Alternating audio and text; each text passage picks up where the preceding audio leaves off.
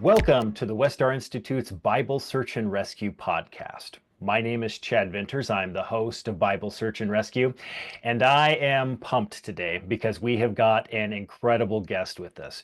We're going to be talking to Dr. Steve Hassan, who is an expert on cults and the processes of control in which cults use to bring people in and to gain control over them. So, Dr. Hassan, how are you doing today? Just a bit of a head cold, so apologies for the raspiness, but I'm always happy to share my expertise of the last 50 plus years.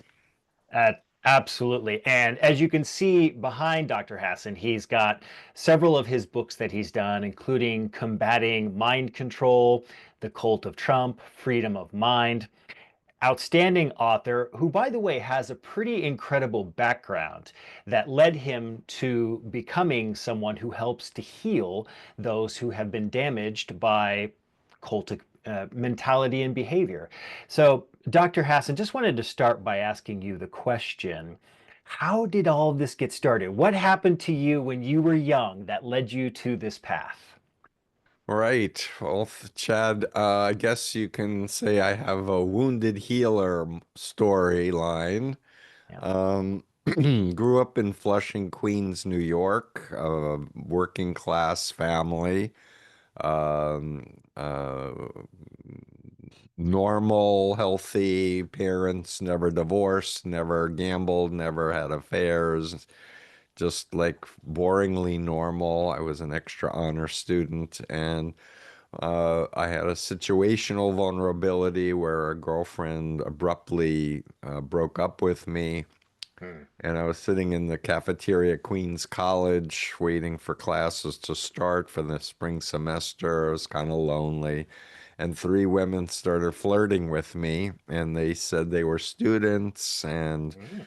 and I asked them if they were part of a religious group, which was very interesting that I even had that question. Hmm. Um, I don't know why, but they said, "Oh no, not at all. Both were lies." Hmm. And because we have a lot of territory to cover, I'll just jump to the chase. I got inveigled into a Korean cult called the Moonies. The leader, who's now deceased, Sun Myung Moon, claimed to be 10 times greater than Jesus Christ, uh, claimed to be the Messiah, did all these mass weddings where he would assign people to each other, claiming that he knew everything about their spiritual backgrounds because he was so spiritually developed, etc. They picked me up as a leader because I could give lectures, I guess, and recruit others. So I got to be in on a lot of very important meetings where he talked about infiltrating the government and how God thinks democracy is satanic and we have to create a Hmm. theocracy to rule the world. And even on another occasion, he said that when we take power in America, we'll amend the Constitution and make it a capital offense if people break our rules, Hmm. particularly around sexuality, because Ah. they're very strict about that. No extramarital affairs, and anti-gay, I should add. So the long story short is that I was so taken over. I dropped out of college, quit my job, donated my bank account. My family was Satan.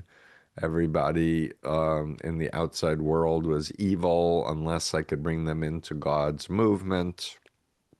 I was a true believer. And in my story, what led to my exit was a near fatal van crash due to sleep Hmm. exhaustion. I was sleeping 3 to 4 hours a night regularly, 7 days a week, but I went 3 days Hmm. without sleep at all and drove into the back of a tractor trailer truck on the Baltimore Beltway, which led me to be in the hospital away from the group for several weeks. which led me to call my sister. I have two older sisters. I called my sister, the only one who didn't say I was in a cult and I was brainwashed, I might add, because Mm, when people would say things like that, then they were obviously of the devil or some demon was possessing them, I thought. hmm And she persuaded me. She said, "You have a nephew you haven't met. I want him to know his Uncle Stevie. Come, I'll take care of you." So I made her promise not to tell my parents or our oldest sister, but she broke that promise, fortunately. And that led to a deprogramming intervention, not because I had any doubts. I had no doubts consciously. I knew I was doing God's will and I knew the truth, etc. But I wanted to prove to my family I wasn't in a cult and I wasn't brainwashed. And my father begged me with tears in his eyes to just give us a few days, listen to what these ex-members are want to share, and if you want to go back, he said, I'll drive you myself, but at least your mother and I will know we did the responsible thing. Because, they weren't convinced that I was thinking for myself, and I wasn't. hmm And it was in that last day of the intervention that I realized I had an epiphany that Moon was a liar and that he couldn't be the Messiah or a man of God if he was a liar, and he couldn't be trustworthy either if he was a liar. And I realized my entire belief system for 2.5 years was based on an assumption that Moon was the Messiah and was the greatest spiritual being on earth and was going to build the kingdom of heaven on earth. And mm once I took that out of the equation, it was like, what happened to me? How did I hmm believe this?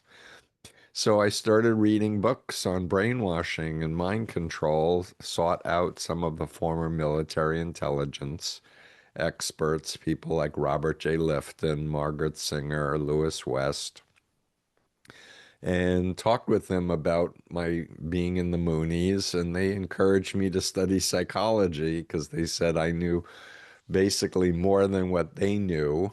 And it mm had happened to me firsthand, and I did it to other people, and they just studied it secondhand. And I never imagined in 1976 that I would still be doing this work in 2025, much less have the President of the United States, uh, who has a malignant narcissistic personality type, which is the cult leader type, hmm with all these authoritarian cults in it, with people being programmed to believe in QAnon and all kinds of crazy conspiracy theories. So I find myself, my work more important than ever. I've written Wow. five books, done four TEDx talks, and have an online course for clinicians as well as family members and ex-members to learn more about this phenomenon. Yeah. So And that's a you summary. said, yeah, and your story is detailed in combating cult mind control, and it's riveting. You said several very important things there that I think sometimes people dismiss. People think of those who get involved in cults as uneducated loners Yeah, who are on the fringes of society. That could never happen to me.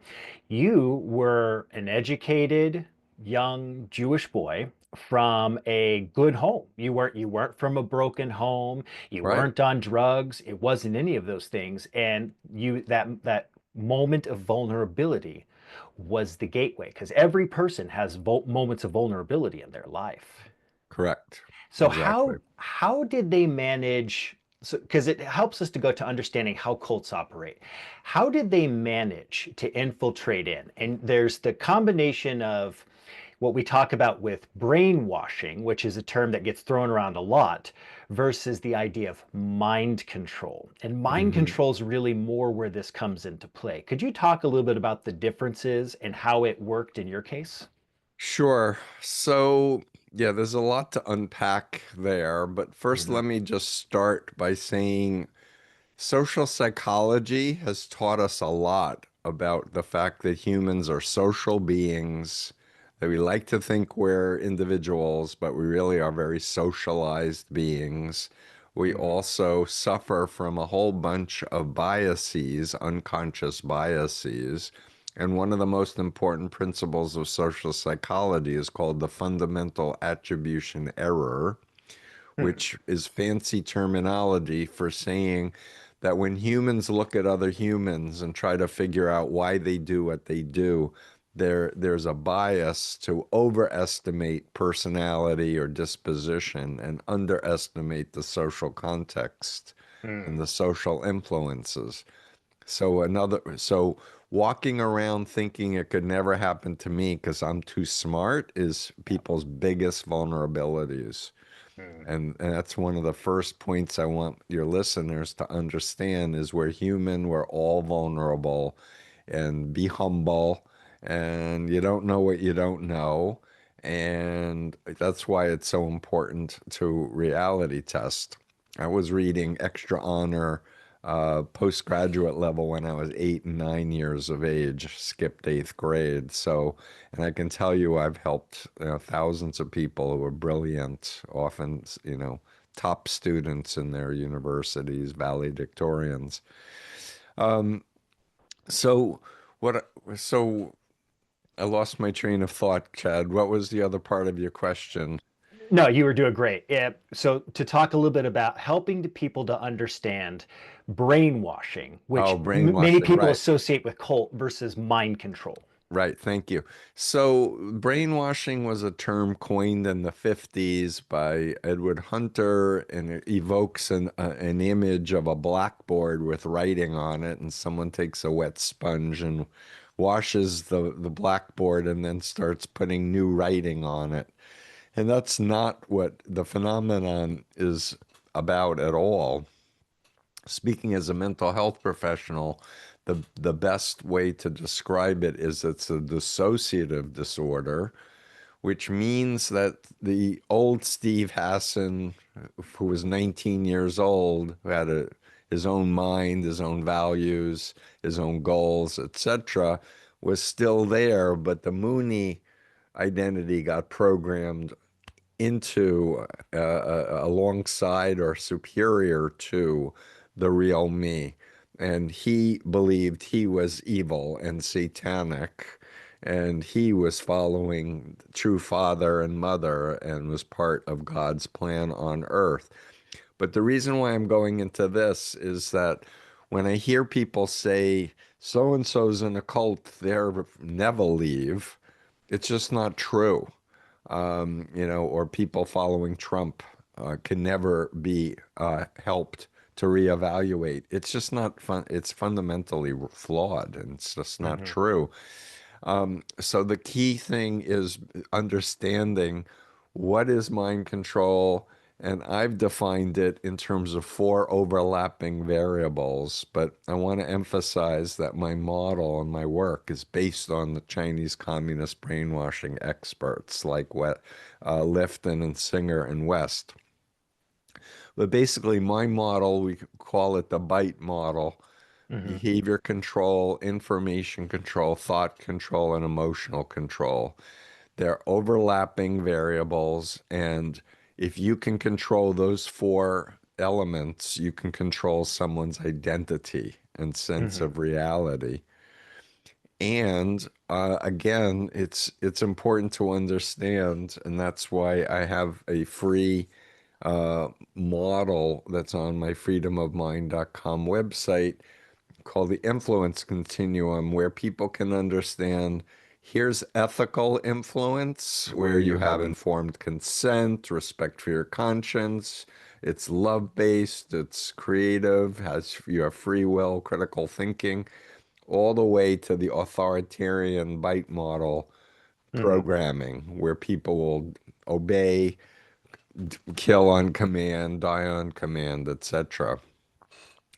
And so my whole approach is psychoeducational. It's sharing what I've learned and helping people know how to talk effectively to people whose minds have been co-opted. And what I can say, Chad, what doesn't work is arguing logic or facts, attacking the leader, the doctrine, or the policies head on. Why? Hmm. Because it activates the cult identity to defend and to Hmm. perceive you as the enemy, and they're being persecuted by you. Yeah. So you never want to do a frontal attack. What you want to do is be warm, friendly, ask respectful, curious questions. And it turns out a good question and then being silent for an extended period of time while the person thinks about it is the single most powerful technique for helping people to reevaluate for themselves that what they're doing isn't what they really want to be doing. And so it's what doesn't work is a persuasion method. What works is a reality testing invitation method. And when it comes to people in Trump's orbit, talking about Chinese communist brainwashing and talking about pimps and traffickers and how they do what they do to co-opt people and make them good citizens or good slaves, understanding the bite model here and here, then you can ask questions that will help people think back before they ever met the group or met Trump. What was persuasive to them? What assumptions were they accepting that they didn't test? I love that. And I want to touch on something here because you mentioned Trump on a few occasions. Hmm. Most people associate the idea of cult with religion exclusively.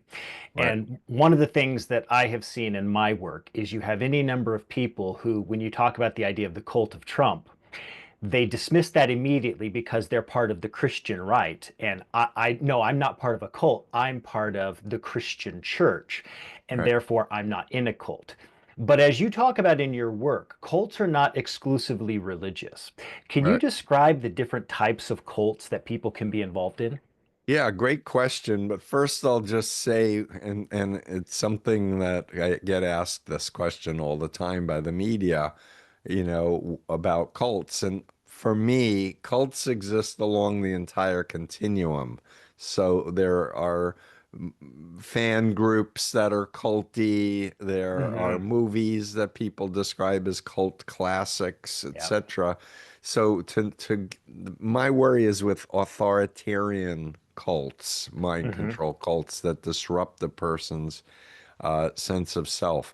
But to answer your question, we have everything from one-on-one abusive relationships, typically with a narcissist controlling somebody.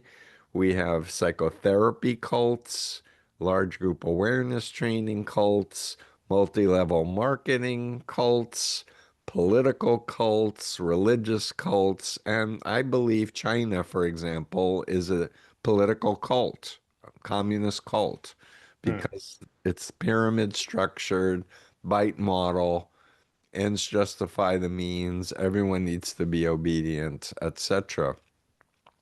And one of the things when I was writing The Cult of Trump that I started with was the knowledge, because I grew up in Queens and I knew Donald Trump throughout my childhood, in the media at least, Hmm. that he was a narcissist. And the stereotypical profile of cult leaders is what's called malignant narcissists, which is more extreme version where the person thinks they're above the law, they're pathological liars, they're sadistic, they're paranoid, they're revengeful. There's a whole list that Eric Fromm developed.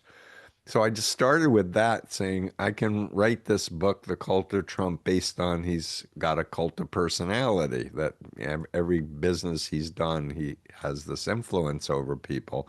But as I researched more and more, I realized there were actual authoritarian cults in the cult of Trump and controlling the cult of Trump. So chapter 7 talks about puppet masters, and chapter 8 are followers. And my book first came out in 2019, It was re-released in 2024 with a forward by George Conway and an afterward Mhm. by myself. But in 2019, I put Putin at the top of the Puppet Master chapter. And Mhm. it was very interesting because when I submitted the manuscript to my editor, uh, I had Putin at the top, and then the Mueller report came out, and Bill Barr said there was no Russian collusion. And my editor said, "You got to take out Putin." And I'm like, "Over my dead body." And Fortunately, they didn't insist, and Putin was in there. But the overwhelming evidence, is that he was actually approached by the KGB in the 80s and recruited as an asset because after his first trip to Russia, he took out a full-page ad in the New York Times against NATO, Hmm. which was a Soviet Union plus for him to, as an American business person, to say something like that. Mhm. In any case, so there are many religious cults in the cult of Trump. The Moonies are in it, Yeah. Scientology, which never had religious tax exemption for 25 years, and they did fraud and sued the IRS and got it. Yeah. Falun Gong, who does the Epoch Times, is in the cult of Trump. But the biggest blocks of people are Christian Dominionists, Seven Mountain Dominionists, New Apostolic Reformation, Mhm. Opus Dei, a group called The Family that Jeffrey Charlotte has a 5-part Netflix series on, and 2 New York Times best-selling books. And for many of these other cults, they're following the leader of their group who's telling them to follow Trump. Mhm. They're not following Trump directly. Mm. There are people who follow Trump directly, but they're not Christians. They're not in organized groups per se. Yeah. And you add on to that the number of, in particular in the Protestant world, the number of evangelical non denominational pastors that have used their influence from the pulpit in order to get their congregations to follow. And they're not necessarily considered to be cults, but that's a tremendous amount of influence that has allowed the Christian right to gain overwhelming influence and be able to pass legislation in states around the country using that level of voting power that they have developed. Yeah, and people have asked me, if you voted for Trump, does that make you a cult member? My answer is no, not necessarily. Mhm. People may have voted Republican their whole lives and just don't feel comfortable voting for anything but a Republican. But at 2025, when we're recording this, I'd say anyone who actually believes that Trump won the 2020 election, despite overwhelming evidence, including evidence from 60 courts and Bill Yeah. Barr and Chris Krebs, the person that Trump appointed to be in charge of voting. If you believe that Trump won the 2020 election, or you believe January 6th was not a violent attempt to subvert the peaceful transfer of power, then I say you're in the cult of Trump. Yeah. And regarding the New Apostolic Reformation groups, these groups have people claiming to be prophets or apostles, Chad, who Mhm. claim to speak directly to God, and they are doing a lot of opposite of what Jesus taught about Sure. send me money, the more money you send me, the more you'll be blessed, the whole prosperity thing, or Mhm. Jesus was like, render unto Caesar what Caesar's, my kingdom is not of this world. The seven mountain dominionists want to take over the world Mhm. Yeah. politically and financially, etc. So they do Yeah. operate like cults, Mhm. destructive cults. And that push in any number of those circles towards, kind of thinking about the Moonies, the theocratic system, wanting Yeah. to buck the United States Constitution to create a full-blown Christian state, Christian state, right? Depending on how one defines Christian, but their view of Christian. May I ask from just a psychological standpoint, what is it about these malignant narcissists that draws people to them? Um, I would say a lot of narcissists and malignant narcissists do not start mind control cults. They're around and they may prey on a person at a time, a wife or a husband or something. Hmm. But they're very charming, they're very flattering, they know how to push buttons. And what's so tricky with narcissists and especially malignant narcissists is that average people can't comprehend the mindset that a person who's a malignant narcissist has. It would Hmm. be incomprehensible for the average person to think about telling a big lie over and over again and having no moment of hesitation or doubt or admitting that they're wrong. Hmm. There's a interesting man that I whose book I read and whose videos I've watched over the years. He wrote a book called Self-Malignant Love, and he was a narcissist himself. His name is Sam Vaknin, and his work is fascinating because he talks and teaches people how he thinks and how narcissists operate. Oh, interesting. And especially when I'm asked to help a young girl, for example, adolescent, young teen girl, I like to show one of his videos how to know if you're with a narcissist or psychopath on the first date. And he Hmm. goes through a litany of how charming and flattering he is, and he makes you this feel like you're the center of the universe, and his whole life is now fulfilled that he's met you, Hmm. and tells, story after story after story, but then he gives clues about how the guy might treat the waiter if you're out to dinner. Poorly is the answer, Hmm. or as an object that everybody's about pleasing him, Yeah. etc. But they're very charming. They are very emotionally charismatic, certainly in Trump's case. And he also, I believe, learned NLP and hypnosis, part of his conquest of long lines of women. I would add that historic relationship with Epstein and before Epstein and since Epstein. People who take advantage sexually of other people, it's not about love, it's about power. It's Hmm. power over. Yeah.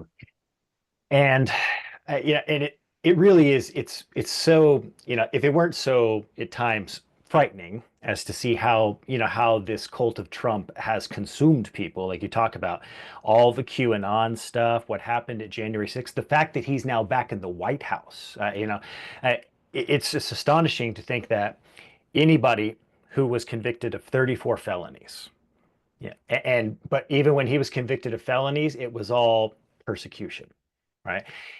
You create that he's a messianic figure, Right. and and so by taking that messianic model that the Messiah is a persecuted Jesus figure, Mm, you can create this entire apologetic, which is what's been done, to justify the fact that even if he is convicted, he didn't really do it. And hmm. it's so fascinating because it touches on that issue of the mind control, the way that people can be mentally conditioned to Yeah. where immediately, I love that image you had, the wall comes up, that immediate defense mechanism goes into play, and Yeah. how can I protect him from whatever may come at him?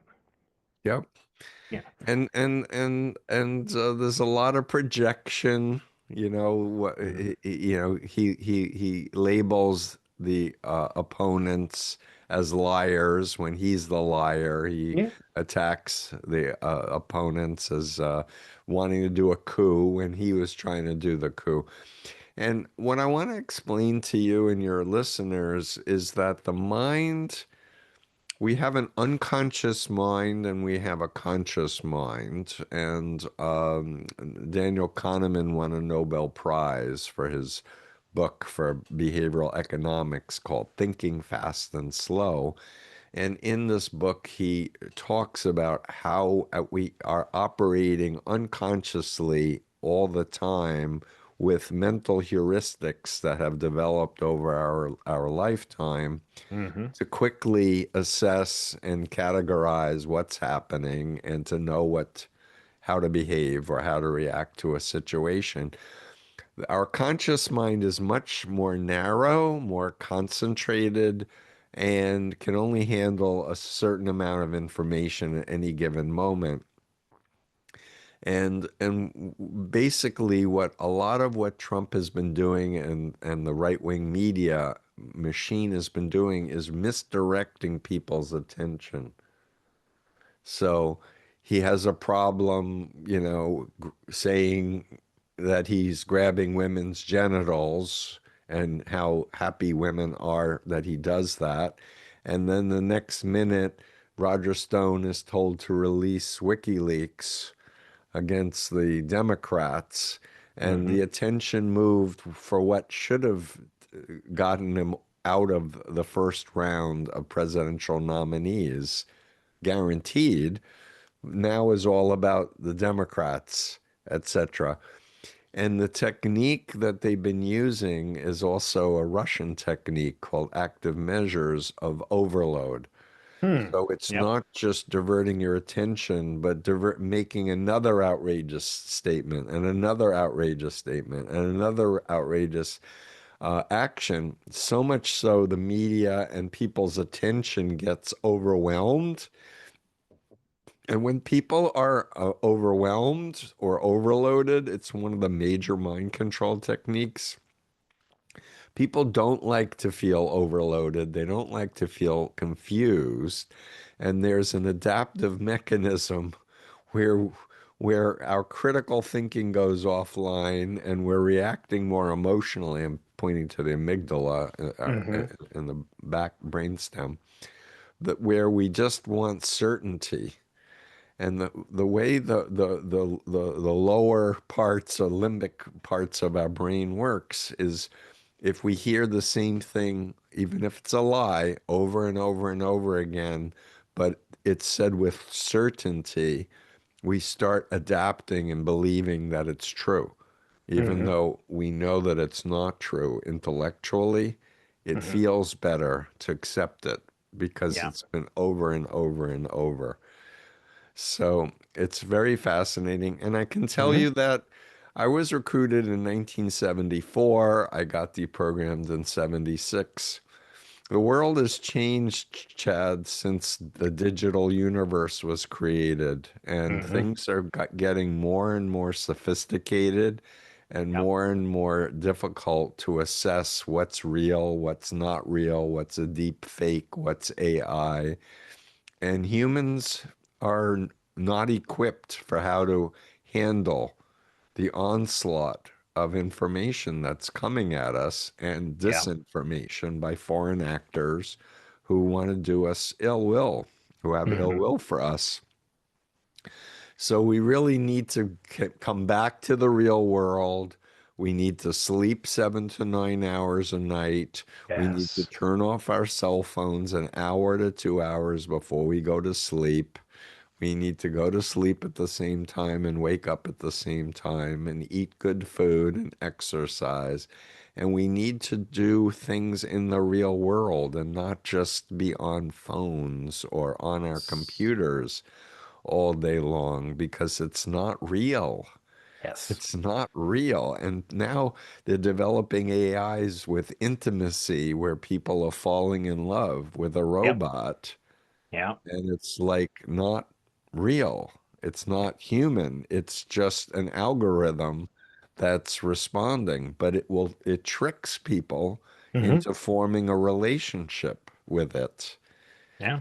And I'm all for, having a great relationship with your dog, or your cat, where you stroke them and you pet them and they lick you and all that good stuff. And I don't know about you, but I felt like my dogs knew me and I knew my Hmm. dog, and some dogs even start looking like their owners and vice versa. But Hmm. we're in a new dimension now where people are wearing virtual reality headsets and they're making robot androids to be your Yes. companions. And I just think it's very dangerous. It's like we're living in a Stanley Kubrick film, right? That's where we are in 2025. It's a Yeah, Kubrick. except even his movie, it didn't imagine just how advanced things are now. But Yeah. the Hmm. important thing that I want your listeners to know is we need to know our values. Mm. And I'm grateful to this Pope who's like speaking up for immigrants, for justice, for global warming, for like real life issues, Hmm. because the fossil fuel countries and corporations don't want you thinking No. about fossil fuels because they make more money and they get more power by Yeah. keeping it up. But they're killing our habitat and what's going to be left for our children and our grandchildren and for all the other species is going to be a dead planet Hmm. if we don't really stop and go, what are we doing here, people? Yeah. And you mentioned earlier, and I think it's very important.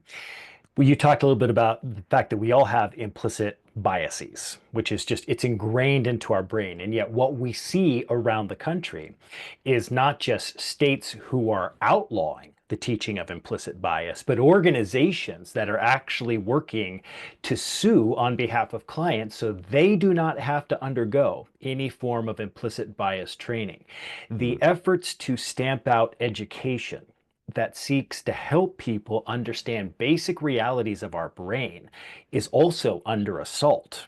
And absolutely. that's something to be aware of is when people stand in the way of good education to help us learn to think for ourselves and to treat education as education is just exclusively about vocation, it's not about thinking.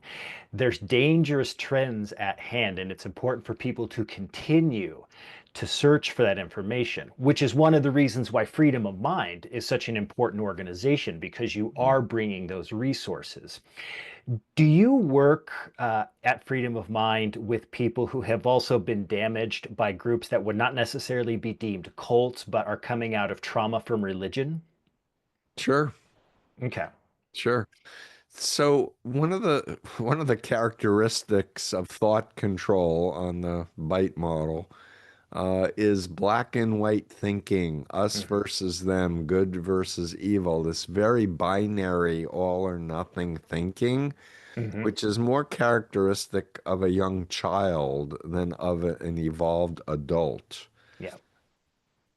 And what I want your listeners to understand is that reality is complex, and when people take a complex situation and reduce it to an all or nothing or an us versus them, they should have a rebellion in their mind going, what's missing from this formula? Like what has been left out of this computation and such? Because the healthiest thing for us as a species in terms of how did we get so advanced over all the other species on Earth, I believe a big part of it, aside from language acquisition and opposable thumb, is the development of the scientific method.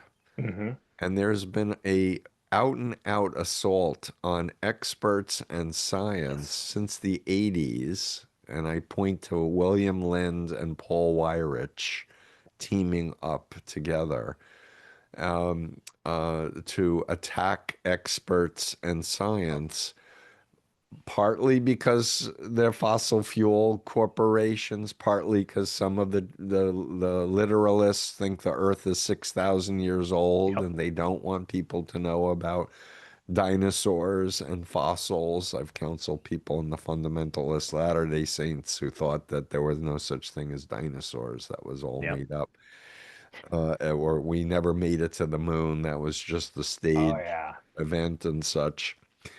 What I want to say about the scientific method is unlike true believing, religions where people say some so and such is the truth.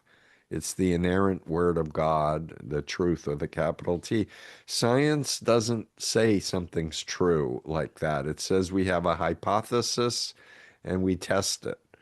And then we subject that hypothesis to a community of scientists and anyone else to disprove it. Hmm. And there's a commitment to abandoning a false hypothesis or one that isn't as explanatory if it comes along.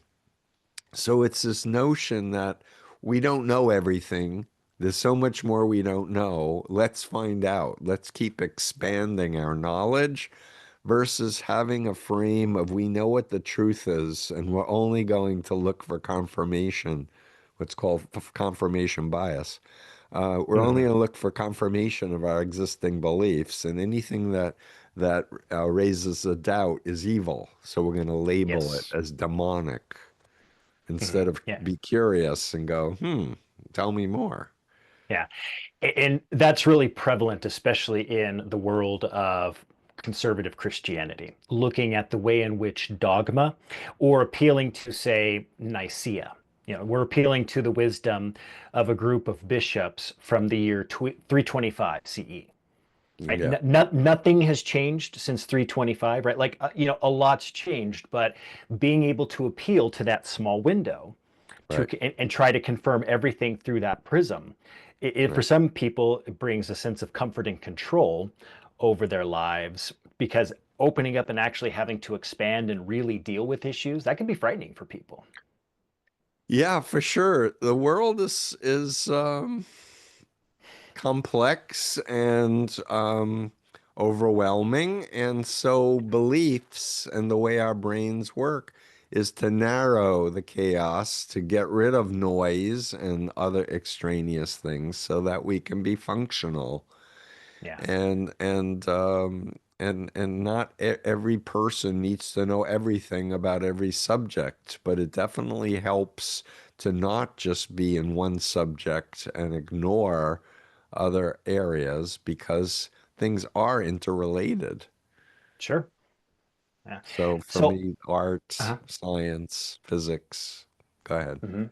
No, no, perfect. Because what I'm kind of, I think you're bringing something important to this, which is you have an encompassing approach to this. And that brings me to the question of the services, because one thing we really want to highlight is freedom of mind Mm. and the various services that freedom of mind offers people. So, what I wanted to ask is what are some of the services that freedom of mind provides people who want to come to you to try to find some help? So I feel frustrated that I don't have more to offer people at this moment. I've written books, I have online courses. I want to do more courses. I am doing messaging and writing blogs and interviewing people for my podcast. But Hmm. in this stage of my career, I'm starting to wind down my practice where I'm actually meeting with people, doing consultations, and advising them how to help a loved one. So part of my effort is to train other clinicians and other people who are Mm, interested in learning how my methodology works and cultivating many more people that are out there. I do have a free anonymous survey at bitemodel.com, which is an extension of my doctoral dissertation research, which asked 132 questions of the bite model. It's a rather extensive model. You can go to Freedom of Mind and download the whole list of variables. We took 40 of the highest factor loading questions and made them into what's called a Likert scale of doesn't apply to applies. And mm, people can do a free anonymous self-evaluation of whatever relationship or group that they're in. And it will actually give a number of how authoritarian the group they're in is. So it's a tool that people can use. And then, people say, I want to know more. So I tell them to read my books, take my courses, and stay tuned as I'm trying to build more of a movement of freedom of mind. Hmm. And just talking about politics again for a minute, there are tens of millions of former cult members in the United States. And yes, there are tens of millions of cult members, but there's a lot more of us ex-members or people who were raised in a dictatorship as children who left. And if they can educate themselves about these models and share their story with others, it will create a normalcy to counter the nonsense that's happening right now Mm. around the country and around the world. Because a lot of people think you have to be stupid to get into a cult. So I'm not going to admit that I got duped by Trump, except Hmm. it's starting to happen in more and more frequency with Yeah. vets, for example, who've lost their jobs, who are getting their VA benefits cut, are starting to speak out. In fact, Saturday is a big protest meeting in DC of veterans. I don't know if you were aware of that. Big Mm-mm. meeting in DC. And on the 14th, around the entire United States, there's a No King's Day Yes. protest where people are being asked to turn out locally, even if just a few neighbors, but just to say, I'm against what's happening. I'm for the Constitution. I'm for the separation of church and state. I'm for rule of law. I'm not Hmm. for militias going around with masks on, masquerading as police, threatening people. It's just not okay. It's not the America that we grew up and love. Yeah.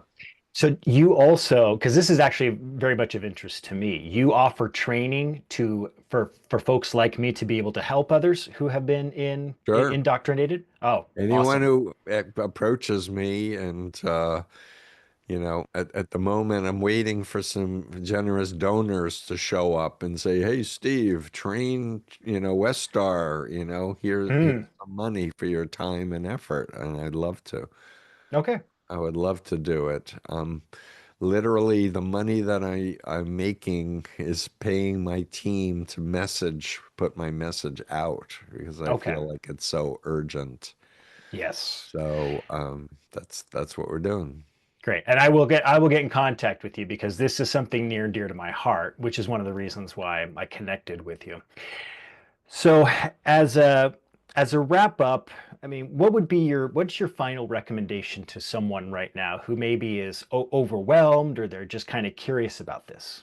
Well, I want to tell people you need to sleep 7 to 9 hours a night. If you're feeling burned out, you have to pay attention to your body and take care of it and eat well and have real life friends.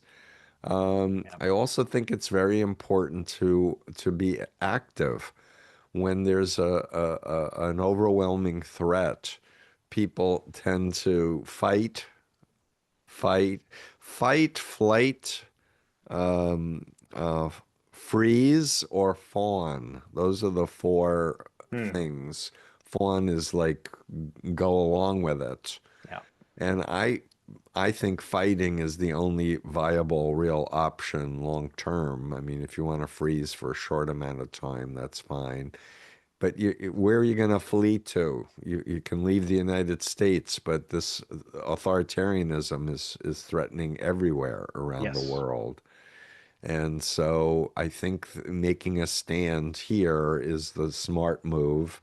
Of course, everyone has to make their own decision. Yeah.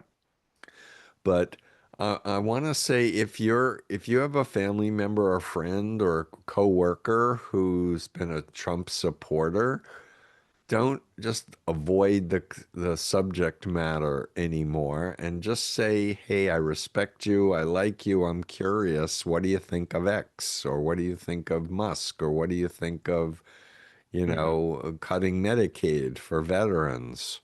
And just wait and let them think and give you a response. Because a lot of people, if you approach them with warmth and with dignity, and you give them the space to think about it, they won't like it. And then Yeah. the follow-up is, what do you think we can do about it? And Hmm.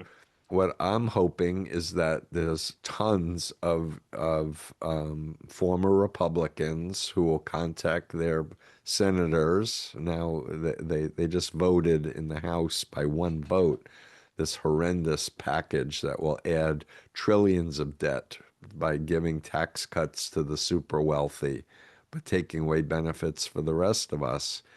Hmm. We want people to reach out, excuse me, to the GOP and just exert a lot of very powerful pressure that Yeah. this is not why we voted for you and this is not okay. Hmm. You said something there very important because it's gotten so lost in much of our political discourse, which is that we all know people that are Trump supporters. That does not mean that because we feel strongly about that political worldview that we don't love those people or care Right. for them. But expressing both that love and the care, but also expressing the reasons for opposition. It's not an either or. Yeah, but I would warn people from trying to tell their position without being asked it. Hmm. I think that the best thing is to just say, I'm curious Hmm. how you came to believe that this man is competent to run the United States. I like to ask people, what's your first memory of Donald Trump? Because many people will say, I saw him on The Apprentice. And then I like to ask them, do you remember your first reaction to Trump? Most of the time they say he was an asshole or he was an arrogant, son of a bee or whatever. And to get people back in time and then to start thinking that's interesting. So what were the main things that got you to shift your perspective from that gut informed reaction Hmm. to now? And is there anything he could say or do that would make you stop and question and say, you know what? I don't want to be involved with this person anymore. And that's another thing that's worth asking any cult member is I'm curious, tell me about what you were doing before, what you were believing, how you got involved, and tell me, is there an exit ramp? And often, if it's a true believer, they'll say, no, I'm committed no matter what. I'm going to follow him to the end. I said that as a Mooney. But if I had been counseling me, if I could time travel back in time, I would say, so what if, and I would give what if scenarios to make the person think about it. And one of my favorites, Chad, is is um, is the following scenario. And Moon's dead now, so it's really hypothetical. But I would say to a Mooney, I'd say, what would happen if you're sitting in a lecture and father, because that's how Mooney's referred to him, same as Jim Jones was father, by the way. Um, what if father got up on stage and said, I've been seeing a psychiatrist lately and I'm on medication now, and I realize I'm not the Messiah. You need to go home. What would you do? So a Mooney would say, "Oh, he would never say that." To which I would say, "I agree. Hmm. Highly unlikely. But I'm curious. You're sitting there and he's telling you to go home. What would you do?" And it's a loop that's inescapable because he's ordering you to go home. You've been trained to be obedient. He's saying he's not the Messiah. But it's a thought experiment that Yep. is a useful one to go, is there a line that might get crossed? If I was given a gun and told to shoot my mother in the face, would I do it? Oh, he would never ask me to do that. I know, but if you were asked to do it, what would you do? Oh, I wouldn't Yep. do it. Okay, so there is a line for yourself. Hmm. Good for you. So that people don't do this all or nothing. I'll follow whatever he says blindly. Hmm. What's your website, Steve? Freedomofmind.com. I also have a Substack where we post blogs. I have a podcast called Cult Conversations, The Influence Continuum with Dr. Steve Hassan. I have a YouTube channel that I'm about to develop with a subscription model, Dr. Stephen Hassan. And lastly, I really want to thank you as a Christian for having me on. I think Christians have a very big role they could potentially play by sharing their faith, by sharing their knowledge of Scripture with people who've been co-opted in the cult of Trump. Hmm. No, I appreciate that. And it's challenging because, in addition to being a Christian, I'm also a scholar. And what I have found is kind of like what you've talked about, the increasing distrust of people who are experts. And so, even being a PhD as a historical critical scholar, that continued distrust is an effort to poison the well to just maintain the status quo. Yeah, and that's why I think it's important to not emphasize the PhD if it's somebody who's been indoctrinated Yep. that way, but to talk about your journey and your Hmm. quest to know more, to understand God better, to understand the scriptures better, and emphasize that. Yeah. And I rarely push my PhD, Yeah. Me to too. people for that reason. Absolutely. Thank you so much for your time. This has been an absolutely wonderful conversation. If you have experienced issues with mind control, if you have a loved one who is struggling with any of these issues, please go visit freedomofmind.com and you can find some resources. You can get in contact with Steve. Thank you to all of you who have tuned in for our podcast here at Bible Search and Rescue on behalf of the West Star and Chad Vinters, the host. We are so appreciative of all of you. Thank you, and go out and make the world a better place for somebody else today. Take Yeah, care, that's everybody. awesome. Thank you.